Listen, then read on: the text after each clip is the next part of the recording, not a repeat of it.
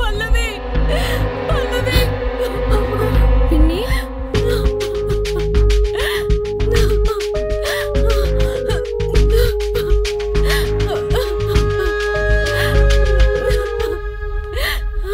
అమ్మగారు ఏమైంది పిన్ని?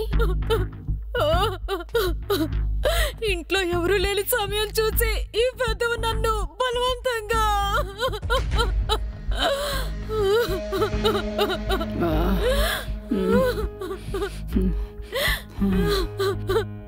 యూ రాస్కెల్, నువ్వెవరో ఏంటో తెలుసుకోకుండా నాన్న మాట గౌరవం ఇచ్చి ఇంట్లో వ్యక్తిగత స్థానం ఇచ్చినందుకు ఇలా చేస్తావా? రాస్కెల్. పల్లవి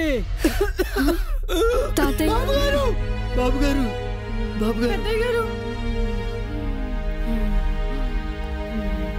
రండయ్యా కూర్చోండి.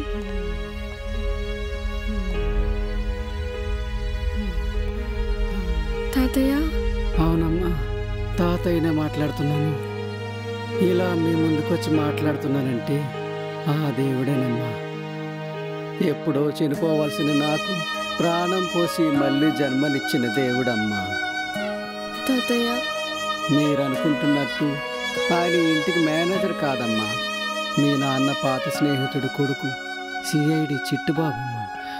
దేవుడున్నాడో లేదో తెలియదు కానీ నేను అతనిలో దేవుడు చూశానమ్మా. బాబు. అయ్యో పెద్దవారు, మీరు నాకు దండం పెట్టడం ఏంటి? అయినా ఈ క్రెడిట్ అంతా దక్కాల్సింది ఉదయ్కే. ఉదయ్ సపోర్ట్ లేకుండా అసలు ఈవిడి గారి బండారం బయటపడేది కాదు. ఈ ఇంట్లో జరుగుతున్న ప్రతి హత్యకి కారణం ఈవిడే. అంత అబద్ధం. నేను ఎవరిని చంపలేదు. నువ్వు చంపలేదు? మరెవరు చంపారు? రోజు రాజారావు గారికి స్లో పాయిజన్ టాబ్లెట్స్ ఎందుకు ఇస్తున్నావు? డాక్టర్ ఇచ్చినవే నేను ఇస్తున్నాను. అంతకంటే నాకేమీ తెలీదు. అవును, డ్రైవర్ నాగేష్కి నీకు సంబంధం ఏంటి? నాకు అతనికి సంబంధం ఏంటి? అతని ఇంట్లో డ్రైవర్ అంతే. ఎందుకు ఇలా నన్ను టార్చర్ పెడుతున్నారు? నువ్వు ఏడుస్తుంటే ఇక్కడ ఎవరి మనసులు కరగట్లేదు, గుండెలో మంట రగులుతుంది. అవును, ఒకరోజు నగేష్తో నువ్వు చాలా చనువుగా మాట్లాడడం చూశాను. నీకు నగేష్కి సంబంధం ఏంటి? చెప్పు.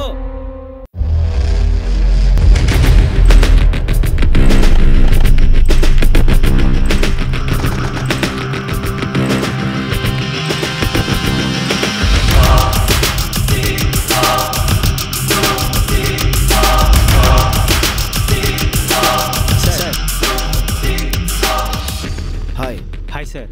మనం అనుకున్నది కరెక్టే sir.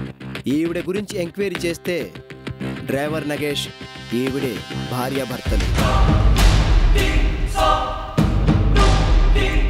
Hello ma'am, how are you? ఆహా, అందరూ చూడండి ఇప్పటికి ఎలా నటిస్తుందో. అమ్మగారు నటనలో జీవించేస్తారు, అలాగే జీవము తీస్తారు.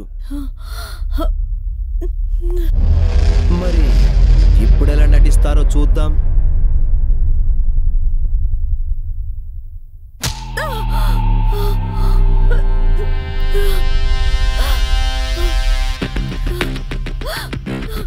చిట్టి చిలకమ్మ, దెబ్బ తగిలిందా? తగిలే ఉంటుందిలే, ఏడుస్తున్నావుగా, పర్వాలేదులే. నువ్వు ఇంటికి కొట్టిన దెబ్బ కంటే ఈ దెబ్బంతగా తగలుండదు. ఆ ఏడు పాపి ఇంకేమైనా అబద్ధం చెప్పి మీ పర్ఫార్మెన్స్ చూపించండి, నేను చూస్తాను.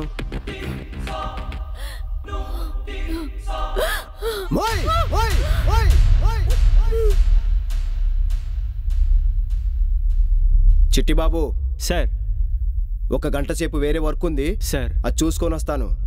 ఈలోపు ఈ మహానటి ఇంద్రజ గారిని తీసుకెళ్ళి లోపలేసి మర్యాద చేయండి, ఓకేనా?